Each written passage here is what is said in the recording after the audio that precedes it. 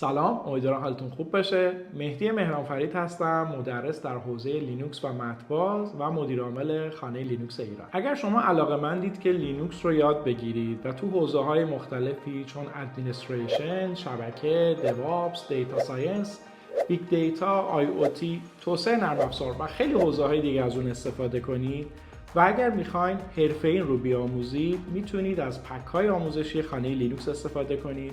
که در سطوح پایه، پیشرفته و تا حرفه‌ای ارائه میشه. خوبه بدونید که این پک‌های آموزشی با سرفصل‌های روز و با تجربه برگزاری هزاران دوره عملیاتی در حوزه لینوکس و مدیریت سیستم طراحی شده. تو این قسمت میخوام درباره پک پایه لینوکس صحبت کنم که شامل 3 دوره یا 3 ماژول LPIC 1، LPIC 2 و بش اسکریپتینگ هستش. توی این پک آموزشی شما حدود 136 ساعت آموزش می‌بینید و با یاد گرفتن مباحث LPK 1، راه اندازی لینوکس،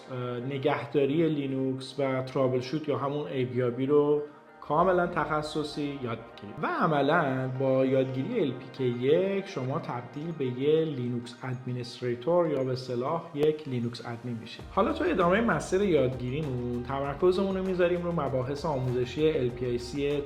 2. LPIC 2 حالا یا همون LPIC 2 قضیه‌ای که داره اینه که بیشتر به مباحث شبکه میپردازه. یعنی ما سرویس های پایه‌ای که خیلی نیاز داریم تو سازمان ها مثل DNS، مثل وب، پروکسی، LDAP، حالا بحث‌های فایروالینگ، فایل شیرینگ، راه‌اندازی روتر و خیلی مباحث پایه‌ای دیگه شبکه رو یاد میگیریم. یه مقدار میپردازیم به بحث‌های پیشرفته مدیریت دیسک مثل راه‌اندازی رید و LVM و یه مقدار هم به مباحث مدیریت کرنل سیستم میپردازیم و عملاً با این دانش همونطور که عرض کردم تبدیل به یک لینوکس نتورک انجینیر میشید. البته یه اصلاحیه اینجا بدم، اون یه مقدارایی که گفتم مقدارهای قابل توجهی هستن. این رو هم در نظر داشته باشید که شما با همون یادگیری LPK 1 و LPK 2 دانش بسیار خوبی دارید و میتونید به راحتی وارد بازار کار بشید. البته باید سافت اسکیلزهای مورد نیاز رو هم داشته باشید. و حالا بپردازیم به آخرین ماژول از پک پایه آموزش لینوکس خانه لینوکس، ماژول بش اسکریپتینگ که بش اسکریپتینگ به ما کمک میکنه که بتونیم داده هامون رو بهتر مدیریت کنیم و قدم های خیلی بزرگی رو در حوزه خودکارسازی یا همون اتوماسیون برداریم. هر کسی که بخواد با لینوکس کار کنه بش اسکریپت به شدت براش نیازه، مخصوصا کسایی که تو حوزه ادمنستریشن، شبکه، دیوآپس و دیتا ساینس و حالا امنیت هم بگم میخوان حتما از لینوکس استفاده کنن. درباره بش اسکریپت اگه بخوام یکم خودمونی‌تر صحبت کنم، میتونم این رو بگم که کسایی که تو سازمان رو بش اسکریپتینگ تسلط دارن به نسبت بقیه همکاران سیسادمین و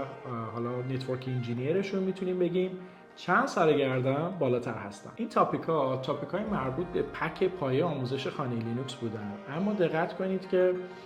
با این اسم این رو با اون پک پایه میگیم و پک پیشرفته و حرفه‌ای وجود داره و باز کلی دوره‌های تخصصی وجود داره که شما تو رشته خودتون بخواید ادامه بدید، اونها رو بگذرونید، میتونیم بگیم که همین پک پایه واقعا پکیه که به شما دانش، بینش عملیاتی خوبی منتقل میکنه تا بتونید تو بازار کار خیلی حرفه‌ای به ایفای نقش بپردازید. خب حالا اگه بخوام یه جمع‌بندی کنم، میتونم بگم که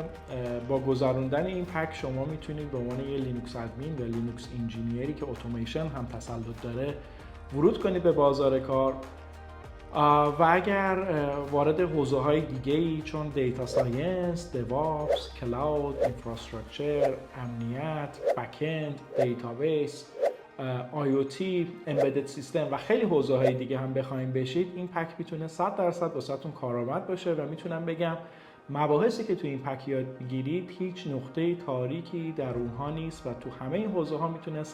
بهتون کمک کنه. اگر هم که شاغل هستید میتونید با این پک آموزشی دانش و مهارت خودتون رو ارتقا بدید